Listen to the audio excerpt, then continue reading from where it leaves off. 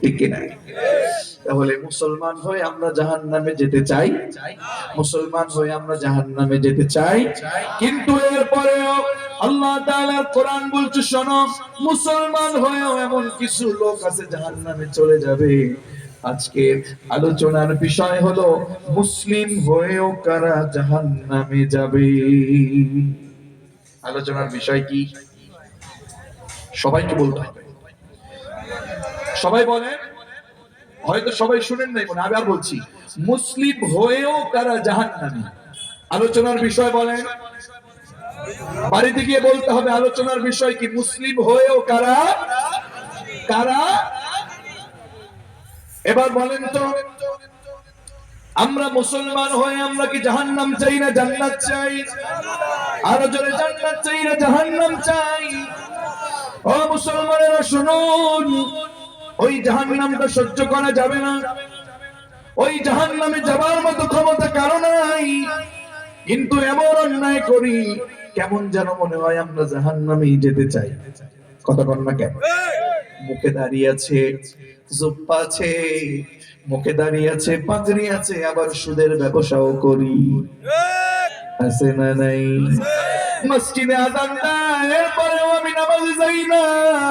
মসজিদে আযান দেয়, এরপরেও জামাতে অংশগ্রহণ করি না। জনগণের সম্পদ জোর করে ভক্ষণ করি, জনগণের অধিকার নষ্ট করি, এমন লোক আমাদের সমাজে আছে না নাই? ও আমার লালমনিরহাটের মুসলমানেরা, ও আমার কলিজার টুকরা তরুণার যুবকেরা, প্রতিদিন তাফসীর মাহফিল হবে না, প্রতিদিন এমন অবস্থা হবে না, প্রতিদিন তাফসীর মাহফিলে তোমরা যেতে পারবে না, বসতে পারবে না। আজকে যদি নিজেরা নিজেদের ভিতরে এই বিষয়টাকে বুঝে নিতে পারো যুবক, বিশ্বাস করো, আল্লাহর কসম করে বলি, একটু যদি মনোযোগ দিয়ে শোনো, ওয়াল্লাহি তুমি তোমার নিজের অবস্থানটাকে তুমি সুন্দর মিলিয়ে নিতে পারবা। আল্লাহ কবুল করুন, পড়েন আমিন। শেষ পর্যন্ত বুঝে যাবো তো ইনশাআল্লাহ। বিশ্বাস করুন, ওই জাহান্নাম সহ্য করতে পারবো না। আল্লাহ তাআলা ওই জাহান্নামী ব্যক্তিদেরকে দেখলেই চিনি ফেলবে। কিয়ামতের ময়দানে যখন হাসরের মাঠ কায়েম হয়ে যাবে, আল্লাহ তাআলা ডেকে বলবেন, ওয়ান্তাজুল ইয়াউমা আইয়ুহাল মুজরিমুন।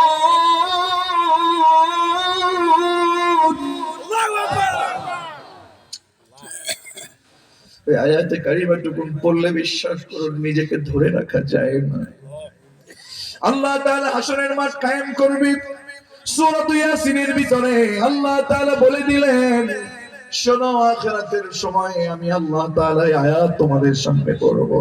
ওয়ান্তাজুল ইয়াউমা আইয়ুহাল মুজরিমুন।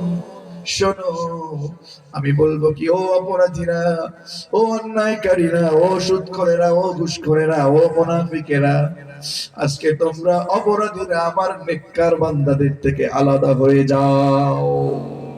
সেদিন দেখা যাবে কারা হক আর কারা বাতিল। কথা বলেন, সেদিন বোঝা যাবে কারা হক আর কারা বাতিল, কোন ব্যক্তি কোরআনের পক্ষে ছিল, কোন ব্যক্তি কোরআনের বিপক্ষে ছিল, ঠিক কিনা? কোন ব্যক্তি আল্লাহর আইনের পক্ষে ছিল, কোন ব্যক্তি মানব রচিত আইনের পক্ষে ছিল, সেদিন প্রমাণিত হয়ে যাবে। আমরা মুসলমানেরা বামপন্থী হতে চাই না, অপরাধীদের ভিতরে চাই না। আমরা আমাদের জীবন দিব, আমরা আমাদের রক্ত দিব, আমরা জেলে যাব, আমরা জরিমানা দেব, আমরা ফাঁসির কাছে ঝুলব, এরপরেও সত্যের পক্ষেই টিকে থাকবো। আল্লাহর জমিনে খালিদ বিন ওয়ালিদের মতো, আবু বকর, ওমর, আলী, ওসমানের মতো, বেলালের মতো, আমরা সকলে মিলে খুবাইব খাত্তাবের মতো জীবন যাবে, এরপরেও সত্যের পক্ষেই টিকে থাকবো। চিল্লায় বলো ঠিক কিনা? আল্লাহর জমিন থেকে সব কিছুকে উপেক্ষা করে জীবন বাজি রেখে হলেও আল্লাহর জমিনে সত্যের পক্ষে কারা কারা চলতে চাও, তো হাত তুলে আমার আল্লাহকে দেখাই দাও।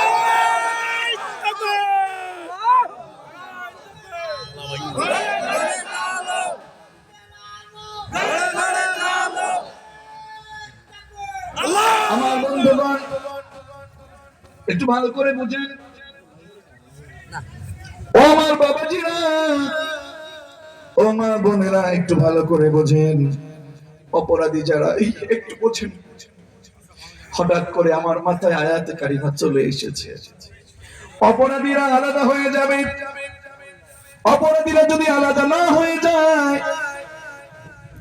কে জানো আজকের আলোচনায় সূরাতুর রহমান পড়েছিল প্রথম থেকে, আমি শুনেছিলাম সূরাতুর রহমান থেকে 41, 42, 43, 44, 45 নম্বর আয়াত যদি বোঝে, ওই ব্যক্তি কখনো অন্যায়ের পথে যেতে পারে না।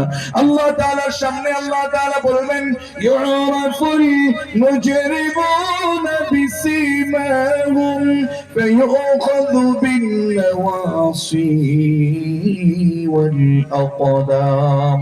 আল্লাহু আকবার। ও লালমনিরহাটের মুসলমানেরা, আল্লাহ তাআলা বললেন, ইউরাফুল মুজরিমুনা বিসিমাহুম।